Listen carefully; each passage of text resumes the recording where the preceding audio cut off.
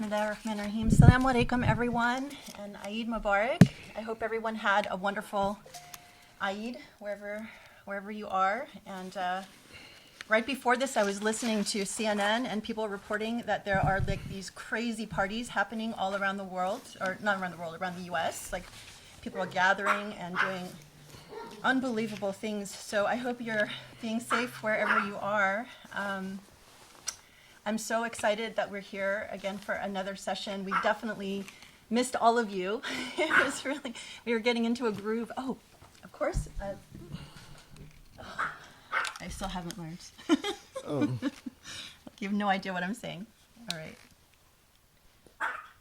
Okay, I'm going to put someone in charge of like reminding me to put on the professor's ears. So, or maybe that's by design. Maybe he doesn't want to know what I'm saying, so I don't embarrass him. I was just commenting that right before this on CNN, there are like reports of hundreds of people like gathering for parties and going nuts. So it's a little insanity. But anyway, I'm so excited, alhamdulillah, that we're able to gather again because it was just so nice. Like we got into this rhythm of seeing everybody on Saturday, and then when we had a Saturday where we didn't see people, all of a sudden it felt very lonely. So we missed all of you very much, and I'm really grateful that we're all here together again. I just wanted to do a few housekeeping things and just share a few stories before. I don't want to take too much time because this is like precious time to know more about the Quran. But just an update on the new Quran Halaqa project. You know that we are, as I've said, trying to get the equivalent of 400 people donating $100 a month for a year. And so we now are at 148 people as of last night. We had a Launch Good campaign that was really good. We raised about $7,500, and it was kind of a last minute, like, okay, let's just run something for the first 10 days of Dhul Hijjah and see how we do. So I just, set the goal very low, around like 3,000 something, and alhamdulillah, we were able to raise, a good amount of money in a very short amount of time. I just want to mention, I know that Sharif had sent out an email asking if anyone was interested in being part of a special task force to try and, do other things to raise money. So I know that he wanted just to wanted me to let people know that he is planning on reaching out again soon with more details. But if anyone is still really interested in being part of that, then please feel free to email Sharif, CHERIF, as in Frank, at Usuli.org, or you can email me too. The other thing is I'm excited. I mentioned this in my weekly email. If anyone is not receiving my weekly email and would like to receive it, email me at grace@usuli.org. I can add you to our weekly subscribed list, or you can also go to our website and you can subscribe yourself there as well. And every Friday you'll get an email. I usually stay up pretty late Thursday night kind of like putting it together, and then you get it like in the wee hours of the morning and then it just like reminds you to come join us for our different activities, but just also gives people an update on what's happening on our end. So I was happy to announce that, actually I didn't even tell the professor this, next week I'm going traveling virtually. I'm going to be going to Sydney, Australia, and the UK, and the East Coast, and the West Coast, and so we're introducing a coffee and question with me. So it's just an opportunity for people to, meet me and meet each other, because I know we've, gone to different places and people have asked, it'd be really wonderful if we can meet other people where we live. Of course, now with the pandemic, it's not really as big of an issue, but still it's nice that, if you know someone in your area, it's an opportunity for all of us to sort of gather and just kind of have a nice casual conversation, and for me to meet more of you. So I'm really looking forward to that. And so there are different times. So it's going to be starting Saturday, August 8th. My first trip is to New York or the East Coast at 5 p.m. on Saturday the 8th. And then on Sunday the 9th, I'm going to Sydney, Australia, 11 a.m. local time. And then the UK, 9 a.m. local time. And then here in the West Coast, 3 p.m. in the afternoon. So hopefully you guys can join me for that. So I just wanted to share, I love sharing kind of messages that I get. And, please forgive me if you're the one who sent me this message and I didn't ask for your permission before. I try to keep it very anonymous, but sometimes these things are so beautiful that I can't help but share. So this one is this is probably one of the most touching messages that I've gotten. And, like a lot of these messages, as I've said before, really make us like, one, feel the impact of the work that we're doing. It makes it a lot less lonely, and it just feels very gratifying. So this is from someone whose son actually helped her find her faith again. So she writes to me about her son, saying that her son started his research into Islam out of love of learning and connection to his heritage. And after a period of wander, trial, and tribulation into his research, he discovered the teaching of the professor and was smart enough to relinquish all others and put his focus on this brilliant scholar. After having seen what, actually, you know what? I wanted to start by this. I missed a first sentence. I wanted to express my gratitude for the opportunity provided to me to reevaluate my faith in the religion which I received from my parents and rediscovered from my son. So her son did a period of wander, was smart enough to relinquish all others and put his focus on this brilliant scholar. And after having seen what this teaching had done to his soul and his ever-loving personality, I was convinced that I wanted to know the God that he had come to worship. And the rest is history.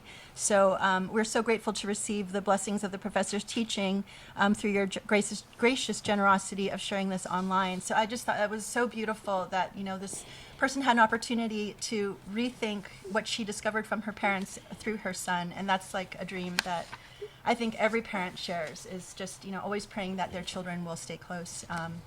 So that was particularly touching for me. The second is sort of an interesting example of the progression of time. So this is someone who contacted me on Facebook, and the first contact was back in 2018 at the end of the year, so 2 years ago. And this person, she asked me, you know, can you please give me any recordings or articles that Dr. Abou El Fadl has on dua and its acceptance. I urgently need this issue. I need this because it's really testing my faith. You know, none of my prayers ever get answered. None of my dua ever get answered. It doesn't matter how much I fast, pray, give sadaqah. Supplication never seems to get translated into reality. I need to know where I'm going wrong and how to achieve what I want in life through supplications. And so, you know, at that point, I was like, okay, well, I'm not going to answer this person because, you know, clearly this person is very early in their journey and still of the mindset that, you know, God needs to deliver on my time. And if I'm not praying or I'm not doing something right or I'm not giving enough, then why am I not getting what I want when I want it? And, you know, we obviously know from where we are going, you know, what we teach here and what we talk about here, that it's not on your time. It's really going to be on God's time and what's best for you and your development. So that was the end of 2018. And then I didn't hear anything from her all through 2019. Then 2020, now in June. So she says, Assalamu alaikum, Grace. How are you? I'm diligently following the Sheikh's regular halaqas, and every time they just blow me away. And in a recent halaqa, Dr. Fadl mentioned that each surah has an associated dhikr to it, and a surah can become part of you only if you accompany it with that specific dhikr. How do I find out more about this? So obviously she had watched one of the new Quran halaqas where the professor was talking about how, you know, every chapter has its own dhikr.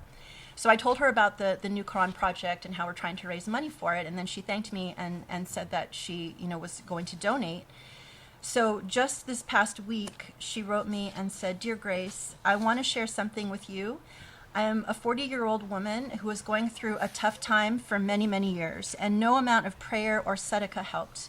This strained my relationship with my Lord. I held a grudge against him and kept looking for answers for many issues that I see, to things I see happening in the world. One day, I found the videos of the Usuli Institute, and I found them interesting. Slowly, they became my everyday companion for when I go on my morning walks, and I started to get some of the answers that I was looking for. After I listened to the Halaqa of Surah Rahman, my grievances towards Allah were instantly removed. I feel much lighter and hope that Allah holds my hand not to go astray anymore. And then she asked for us to pray for her. So I just was blown away, because if you look at the transition from the end of 2018 to just this, you know, this past week, I wrote to her, well, it sounds like God finally answered your prayers and your sadaqah. You know, you found, you know, that investing the time in the knowledge and finding us made a difference. So alhamdulillah, I thought that was incredible.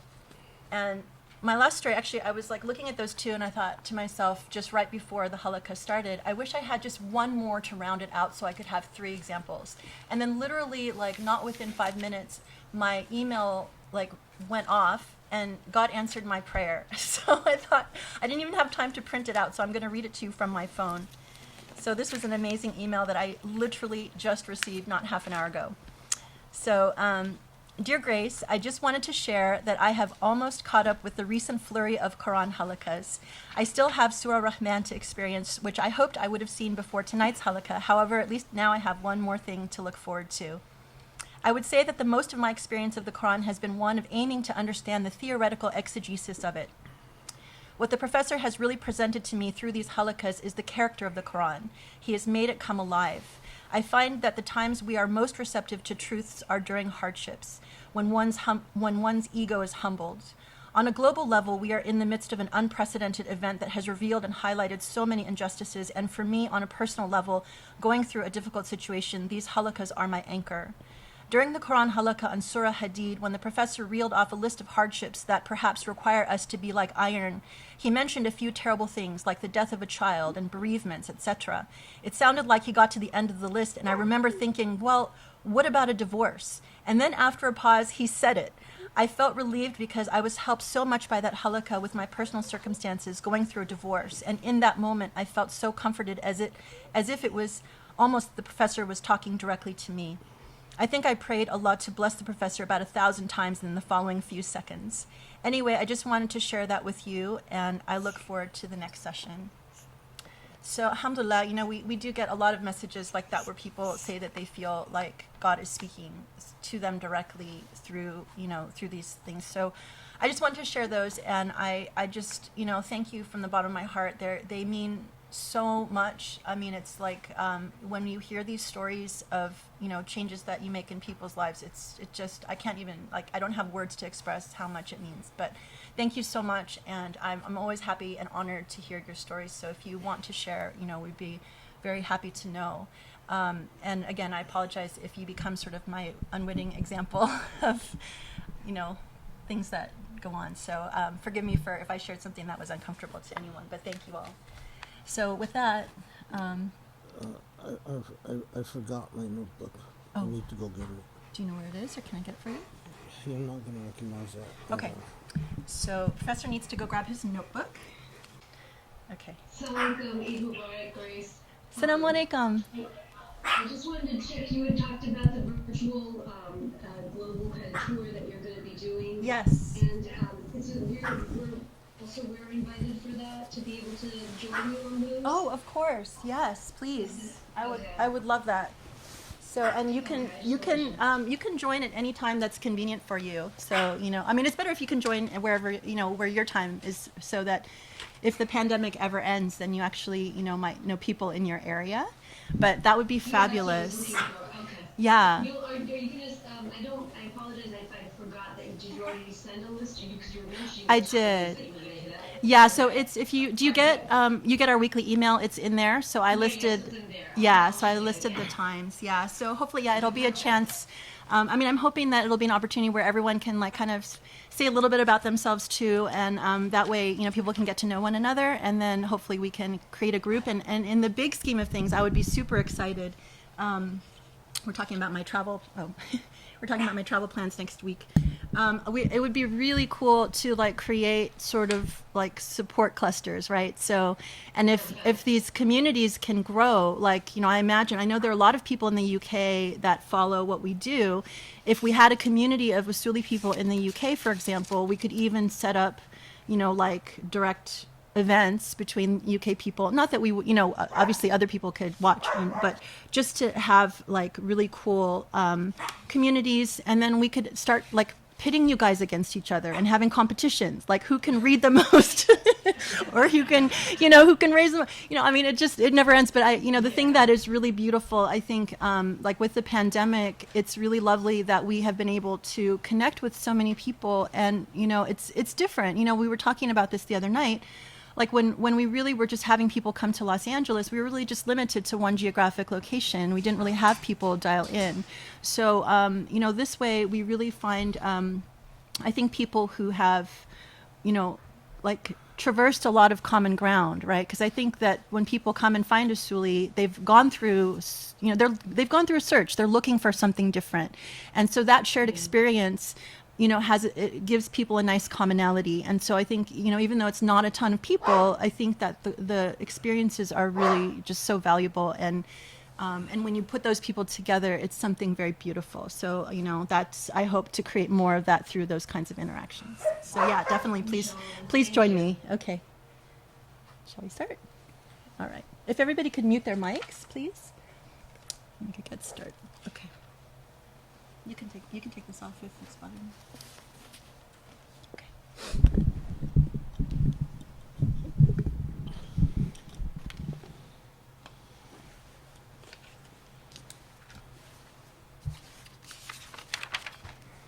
Assalamu alaikum, everyone. Eid Mubarak.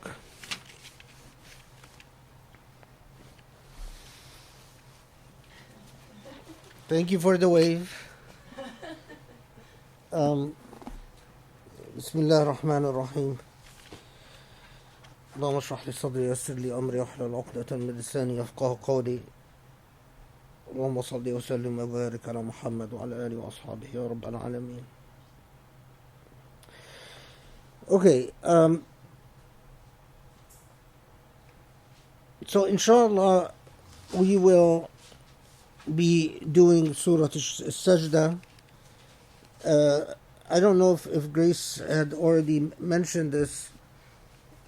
We received another sizable donation, and the family didn't want their name mentioned. And there is no better way to honor families that give a sizable donation other than doing dua for them, than to actually have another halaqa. So you have that family to thank for this halaqa.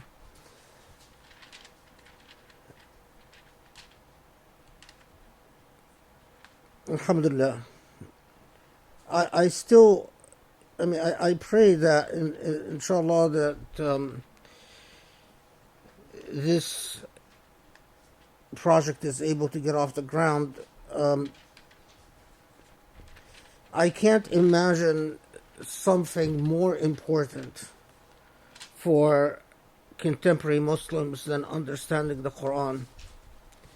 And I can't imagine anything that is more core to who we are as Muslims.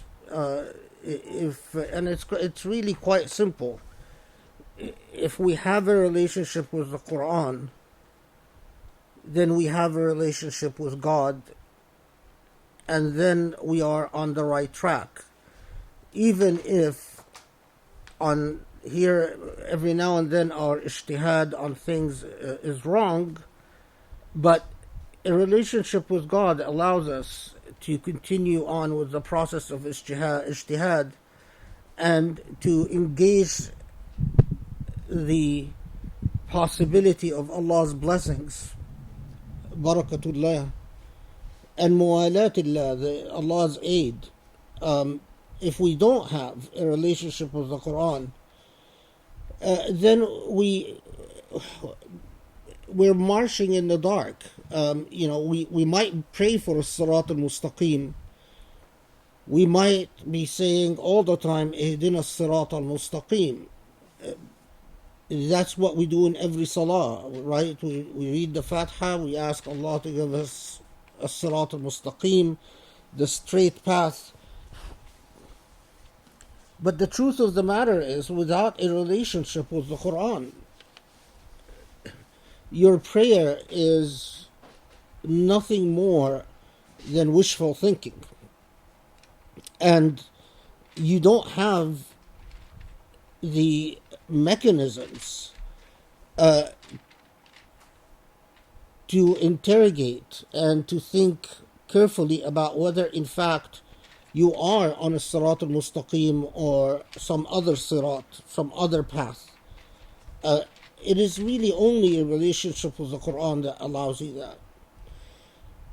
And I also believe that if you look around the Muslim world and you see the state we're in this Eid, the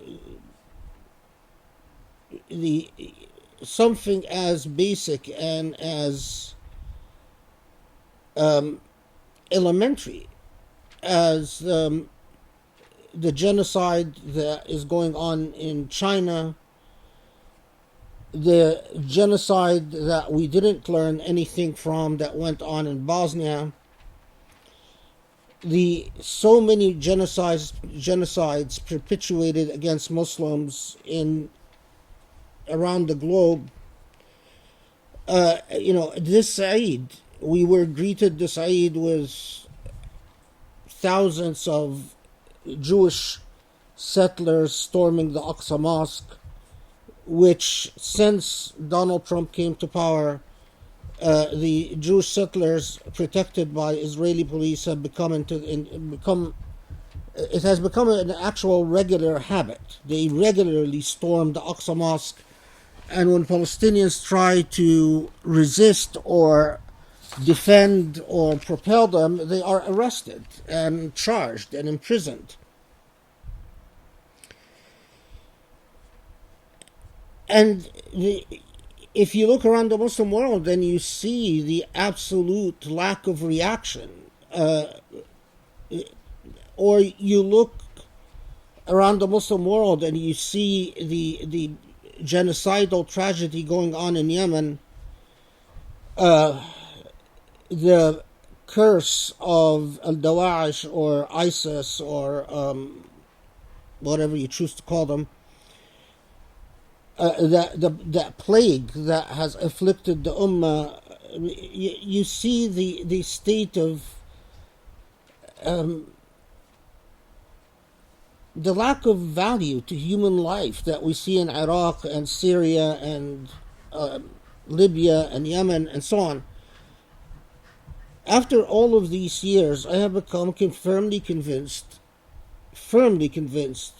that it all grows from the fact that our Ummah has lost its connection to the Quran. We read Quranic verses, we recite Quranic verses, but they don't have earth-shattering powers upon us anymore.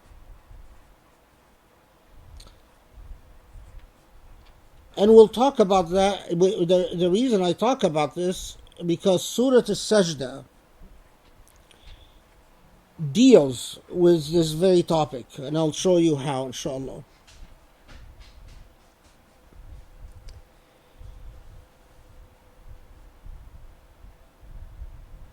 We human beings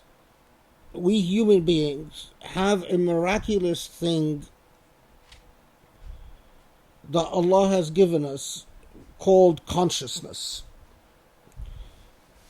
Philosophers and scientists have been debating what is consciousness for a very long time. And in fact, the question of consciousness had even engaged far back as the Greek philosophers. You might think it's easy to define, but it's actually one of the most challenging philosophical questions. What is consciousness? What does it mean to have consciousness?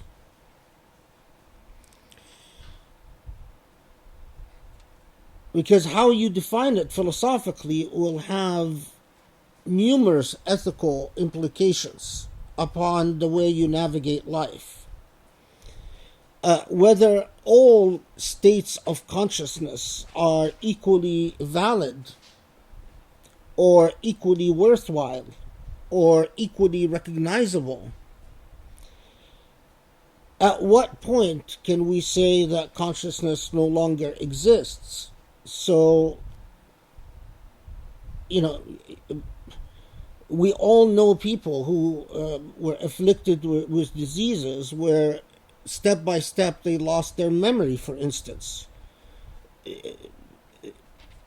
Arguably their conscience, but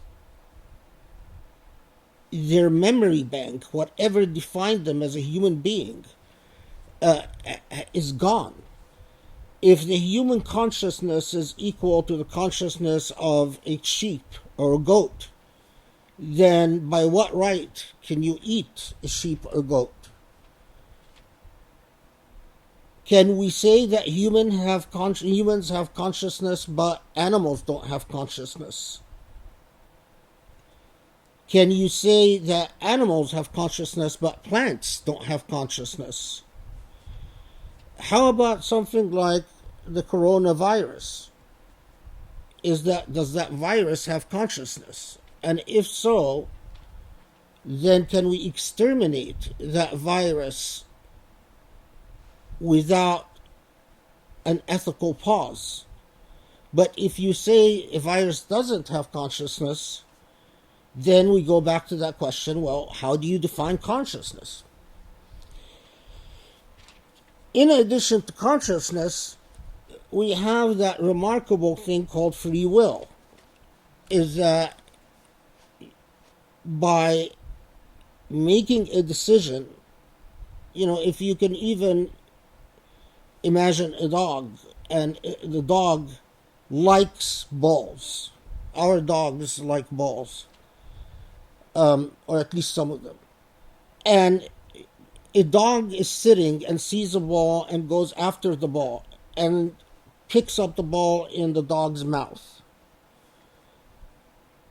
Has the dog exercised a will? And if you say yes, then is that identical to the will exercised by human beings? And if you say no, well, how so?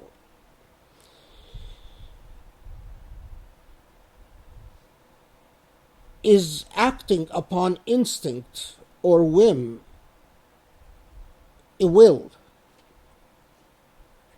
At what point, if you say yes, then there is so much in the universe that acts upon instinct without variation. But if you say no, then that poses a whole set of other problems. So anyway, consciousness and will has always been a very challenging philosophical and even scientific question.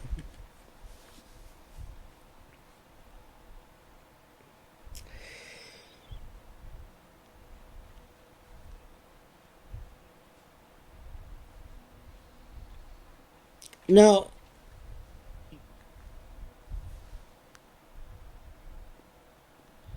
the reason I give this introduction, I think it will become clearer later, but keep in mind that your consciousness is shaped by a numerous set of factors that all craft and engineer and chisel your what you call your will in a variety of ways. We do things because of a variety of influences upon us. And initially, as we are firstborns and growing up and uneducated and even I'll use this term with a little bit of reservation, uneducated and unsophisticated or uncivilized, our willpower, our consciousness, and then our willpower is shaped often by stimulants that surround our environment that are neither carefully scrutinized or even methodically held. So in other words, there are a lot of us that are like the leaves of a tree. The wind blows us one way, and then another wind blows us the other way. And in fact, this is the way we start out, and this is a stage. And again, I'll come back to it when we talk about Surah Al Sajdah. We are influenced by sama, by hearing. What this means is that you are influenced by stimulants that are not scrutinized critically or held methodically. You're simply the sum total of a variety of influences that impact upon your consciousness, that in turn shape your will in a variety of ways. You might think that you're autonomous, you might think that you're sophisticated, you might think that you know who you are and what you want, but in fact, very few of us know who we are and what we want. Very few of us have gone through that process where we are fully conscious of who we are and exercise our willpower accordingly.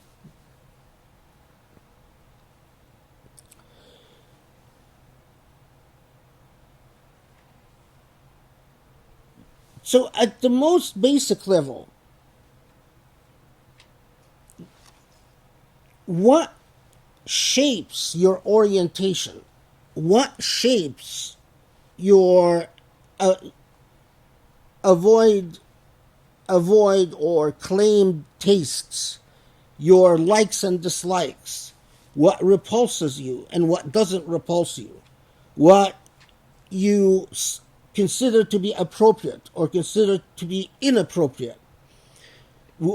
What factors are woven in that negotiate and navigate that remarkable thing that you call your consciousness, and as a result, your will? And if you look at so many Muslims in this day and age, the proposition is very clear from the Quran. Allah reminds us again and again and again in the Quran that the single most important factor that should be influencing your consciousness and as a result your willpower, the single most important factor should be your relationship with Allah.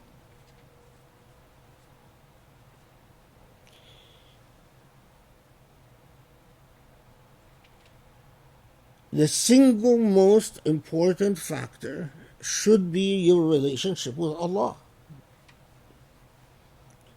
After all, that is the test. That is the challenge.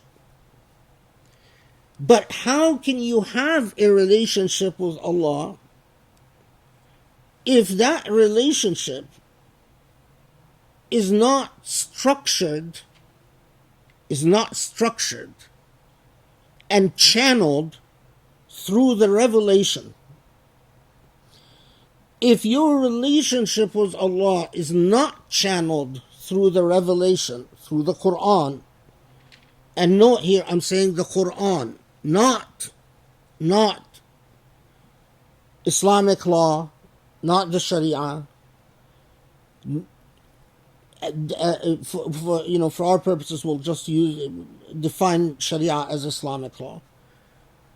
Not history.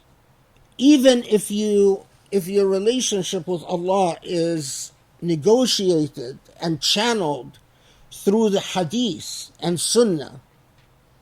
The Hadith and Sunnah people are history. They're history. They are a history about the Prophet, perhaps even placed in the mouth of the Prophet, but they're still history.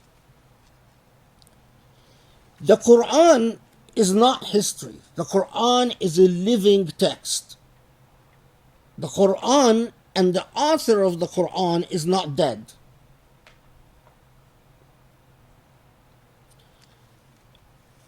The author of the Hadith and Sunnah is dead. Peace and blessings be upon him.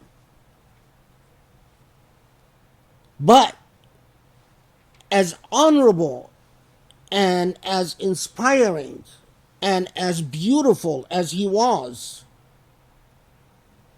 because he's human and because he's dead, he is a part of history.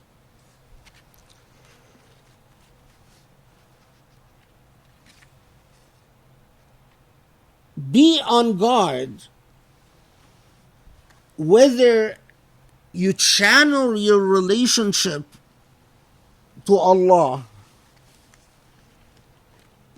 through a living institution like the Quran, the ongoing revelation, or whether you channel your relationship with Allah through factors that are not part of the divine revelation, including history, including traditions, including customs, including nationalisms, including classism, including sexism, including all the isms that you can think of. And that is exactly the way so many of us human beings are.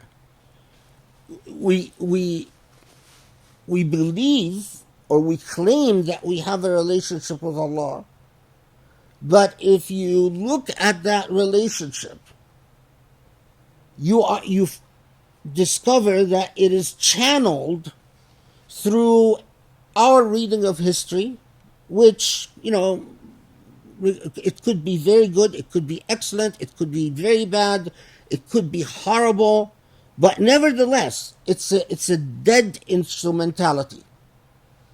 Or through tradition, well, the main influence upon our relationship with Allah is that we saw other people do it, and it must be that these people know.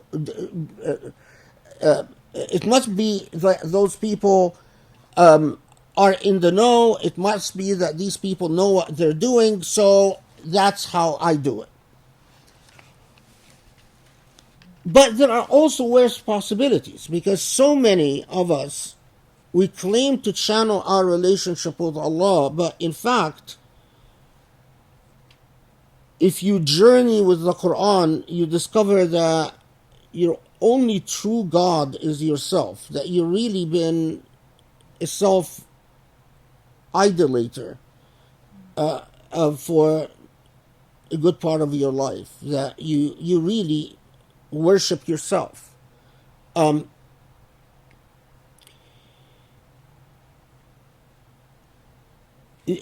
so many of us, by the way, do that. So many of us worship ourselves. So many of us, our egos has obfuscated and confused things to the point that we no longer can differentiate between ourselves and anything else, leave alone Allah subhanahu wa ta'ala.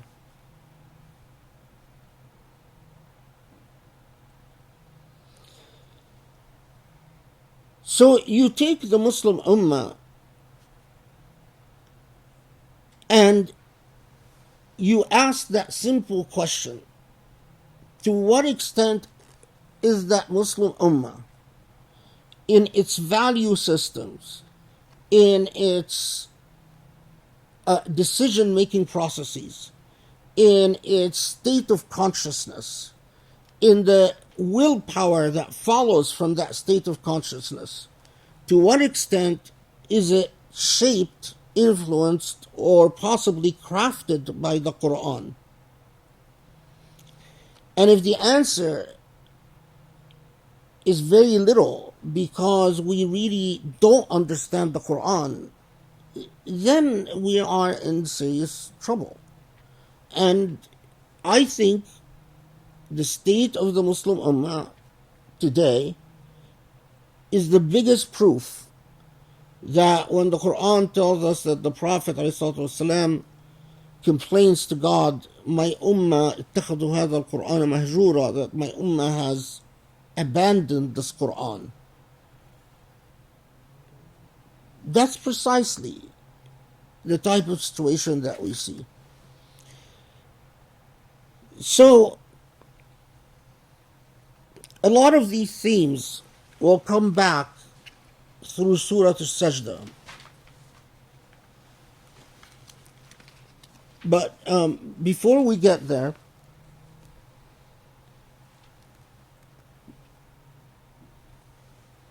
so it is obvious why I think the Quran, you can't get more critical and more important than that. And I pray to Allah, everything is according to Allah's will, but I pray in kana fi al-khair that Allah would enable me to complete the entire Quran, at least in recorded form, to leave it to posterity before time runs out. And that's something that only the most unwise don't think about the time running out.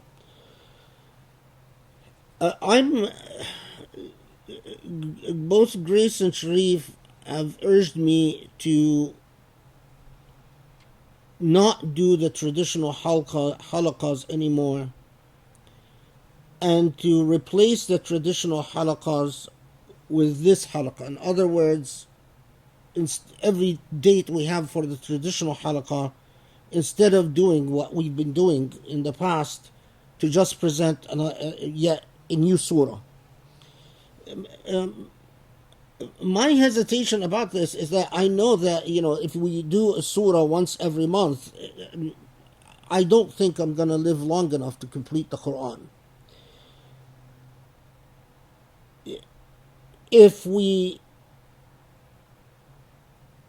But my main hesitation is that I'm worried that then, so clearly we need then to do, we need that year that we've been talking about to try to go through all of the Quran or most of the Quran. Plus, as I will talk about in a second, in an example with Surah Maryam, there are things that can only be taught through an extensive interpersonal instructional process. So my worry, though, is that if I cancel the traditional halaqa and present a new surah every halaqa, that then people who might be inclined to donate would say, do what Muslims always do when it comes to Islamic knowledge, say, well, he's doing it anyway, so why donate? So in other words, that doing that will kill off any possible donations we might get, so we can dedicate that year that we've been talking about. I don't know what you guys think. I know what Grace Sharif think. They've already talked to me about that. Yeah, I want to know what they think. Hang on, you guys. I'm just going to see if I can turn on the closed captioning. Or they can just say and you translate. Yeah.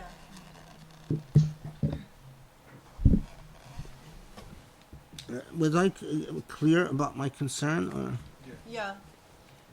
Does anyone, anyone wants to say something, go ahead and raise your hand, and then I can also convey what you say.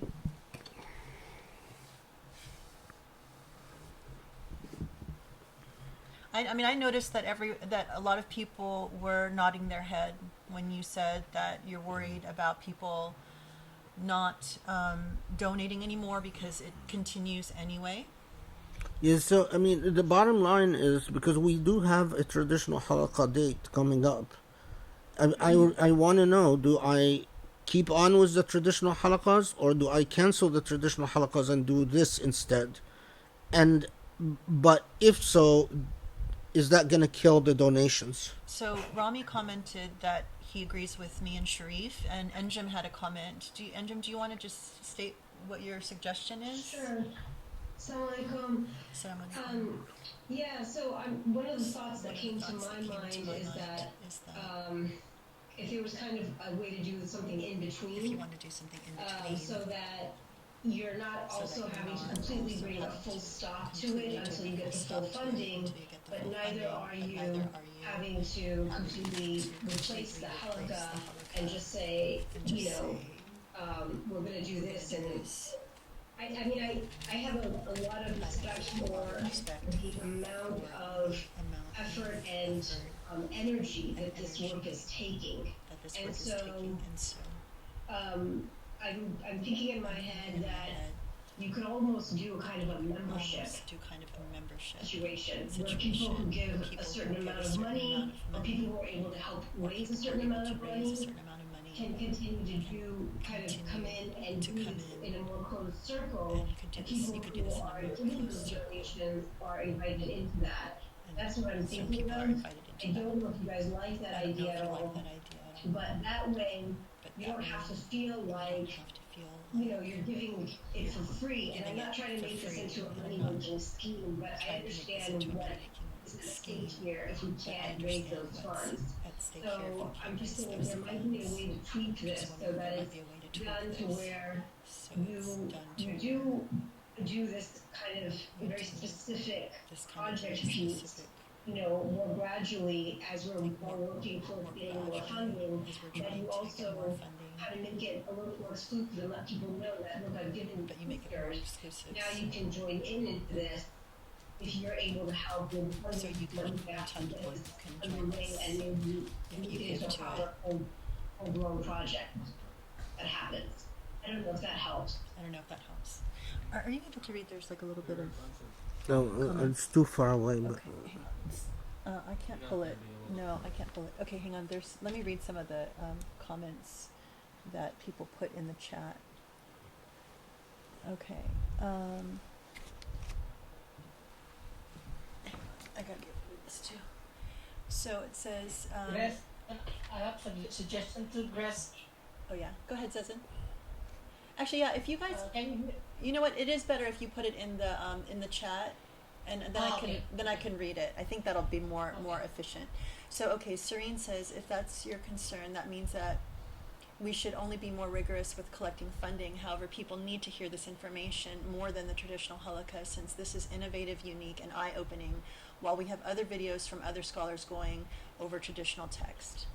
Okay, and then Nora says, I really like both tafsir. I like the traditional tafsir as well because the professor encompasses and teaches us so much of the historical opinions in ways I've never heard. However, whichever is best, I would feel blessed to hear and learn.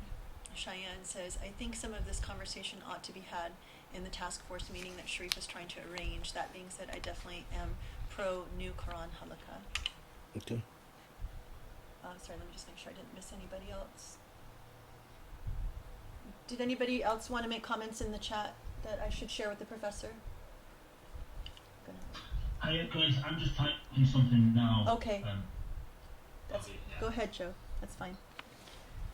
Joe's typing something now. Are there any comments in the YouTube video? Okay. Do you want to share any of them, or? I'll send it to you. Okay. I'm also Sharif's going to send me the comments in the YouTube. So. There's only one. Oh, there's only one. Okay.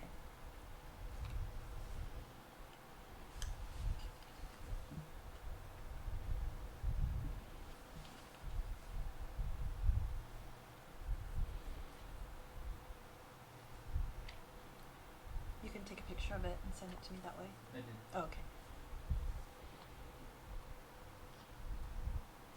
Okay, Joe says, it was my understanding that the New Quran project wasn't just about the unique way of engaging the Quran, it was also about having a core group of students live closely with the professor and build some deeper Usuli Institute roots that way. Yes. Yes. Yes. Absolutely. Absolutely, right. Serene's like, yes. So in that sense, I feel we need to stick to fundraising, is the last comment of Joe. Okay, is that it? No, there's one more from the YouTube. Maybe the hermeneutic surah and the New Quran version of the same surah in the same month. Read the one above that. Oh, sorry. The one above that?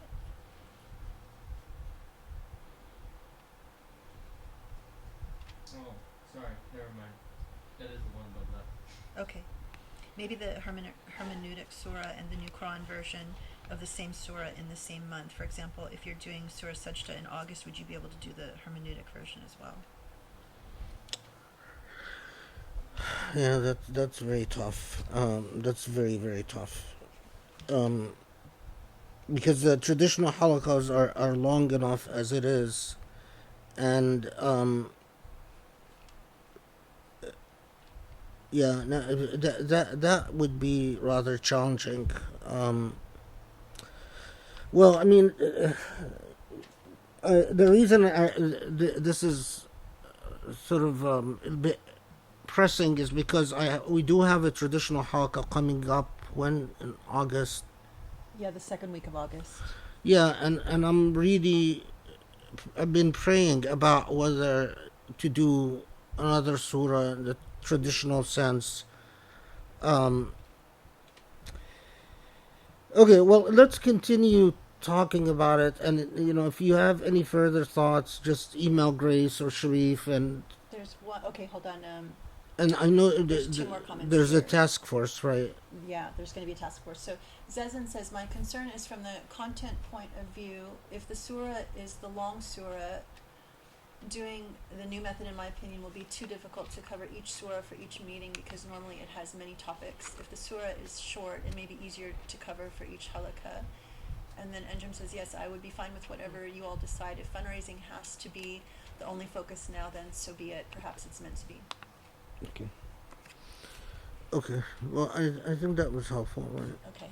Thank you, everybody. Yeah, thank you, everyone. I hope Allah will guide me soon. So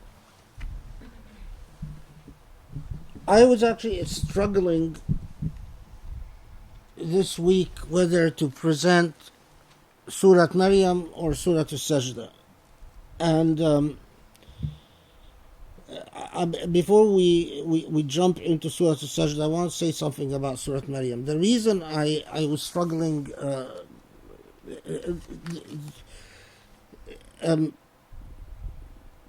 for reasons that we can discuss later, inshallah.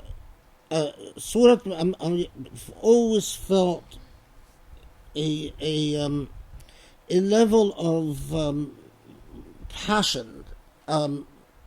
In fact, a level of romance with Surah Maryam. It is remarkable. It is profound. It is earth-shattering. And at the same time, having read as much as Allah has enabled me to read in terms of the tafsir on Surah Maryam and what contemporary Muslims say about Surah Maryam, it just, it's very helpful, and you get a lot of insights about the different ayat and so on, but they completely miss the point. I believe, Allahu Alam. They miss the point as to so much in the surah. The Surah Maryam would have been a good complementary surah to Surah Al-Rahman, because while Surah Al-Rahman is called Surah Al-Rahman, Surah Maryam is distinguished by the fact that it is the surah where the name Ar-Rahman from Asma'ullah al-Husna is mentioned the most. So Ar-Rahman is mentioned in Surah Maryam more than any other surah. And there is a reason for that. And of course, we're not going to get into this reason now, but there is a reason, and it has a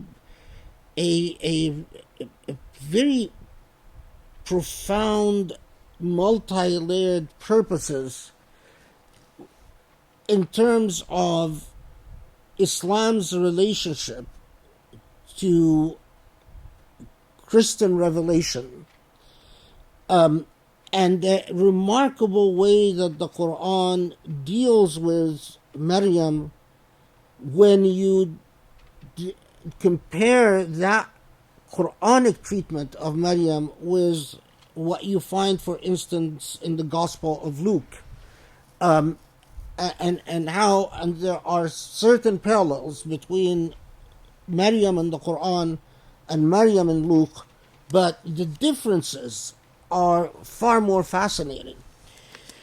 The other thing is we are in pressing need, we so badly need the type of rahmah, the type of well, you know what rahmah is, the type of rahmah, the type of mercy and compassion taught by Surah Maryam, and especially when we couple it with Surah Al-Rahman. The reason I had to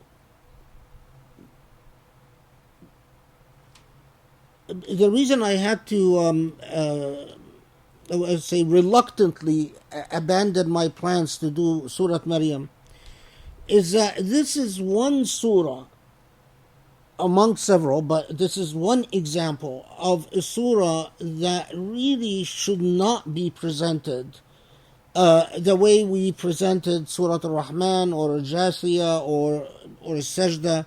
That it is truly a surah that is best presented through the process of collective dhikr and the discussion process that I'm talking about. Because Allah subhanahu wa ta'ala in Surah Maryam keeps saying, وَاذْكُرْ فِي الكِّتَابِ, remember in the book such and such prophet, such and such prophet, such and such prophet. But the Quranic treatment with Maryam and her role contrast to this call for recollection with other prophets, and the contrast is more fascinating than anything else. Maryam as a woman and is as a Siddiqah, but Maryam as a woman has so much to teach us, contemporary Muslims.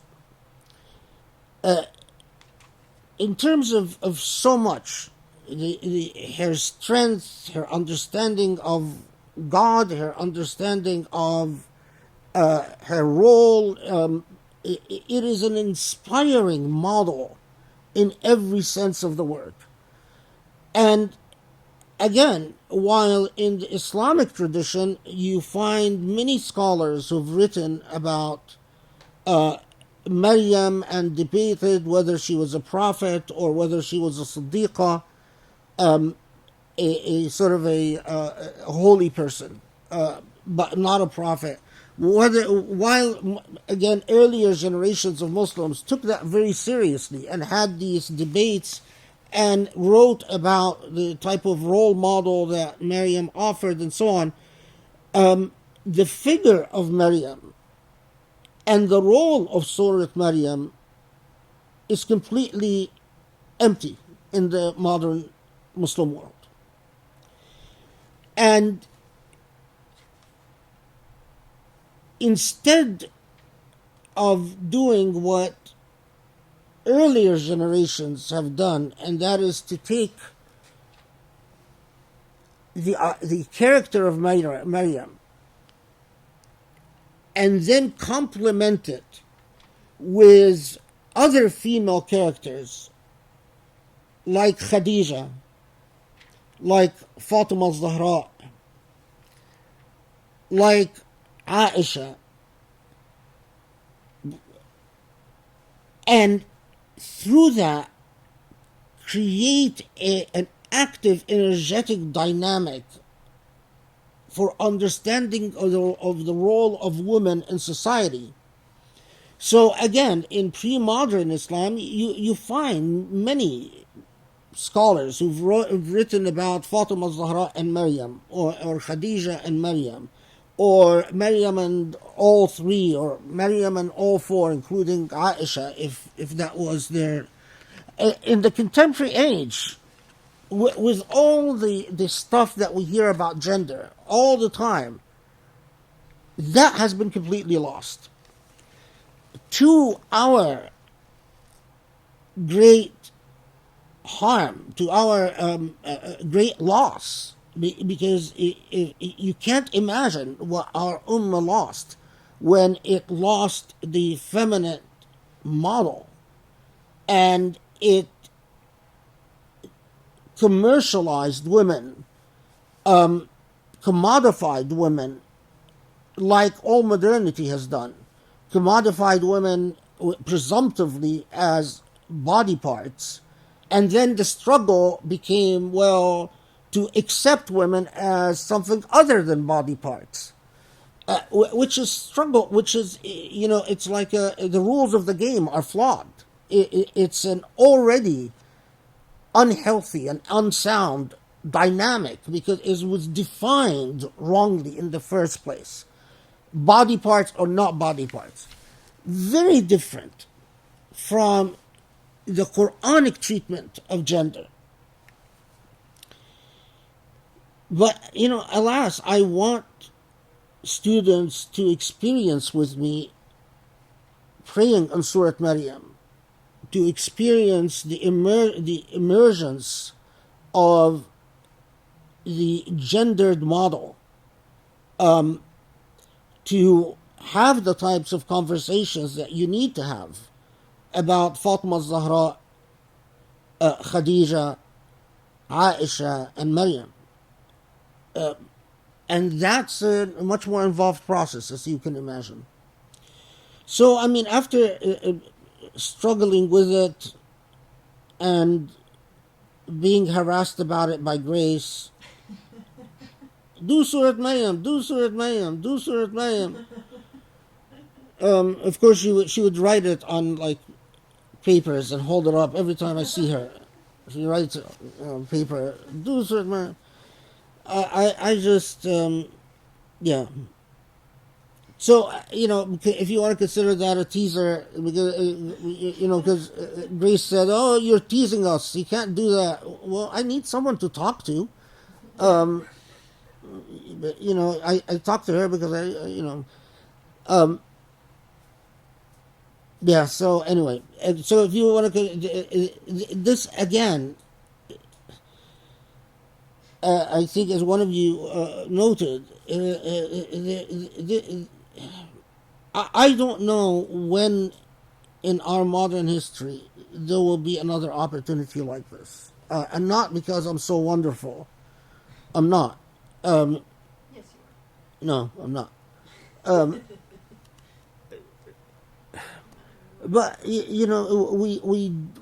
have to deal with what Allah allows us to understand within a particular moment and deal with it to the best of our ability. And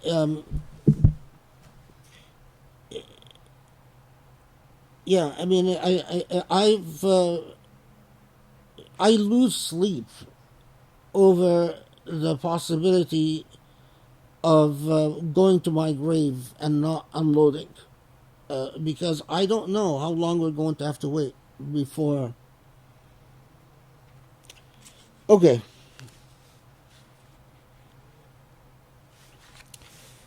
Surah Al Sajdah. There are a couple more suggestions. Do you want me to read it? Yeah. What do you say? They have comments? You want to ask questions? No. Oh.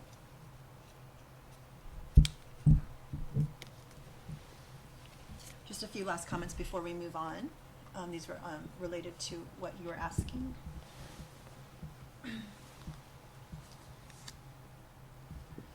So Shreen says, one last thought to be read. Okay. Perhaps we can focus on the new Quran halaqas until a stopping point, say a month or two from now. Continuation beyond this point will be dependent on gathering sufficient funding, and this can be emphasized each time. That way the professor can have peace of mind to commit to one method of halaqas for the time being. Another suggestion, perhaps the professor can present a new Quran halaqa in place of the traditional one whenever we reach a checkpoint on the way to 400, or the equivalent. So every 50 or 100 donors, we get a new Quran halaqa. This provides motivation for fundraising and keeps the new Quran halaqa going while the fundraiser is going on. That's a good idea. These are really good ideas. Okay. Thank you, everybody. That's awesome. Okay.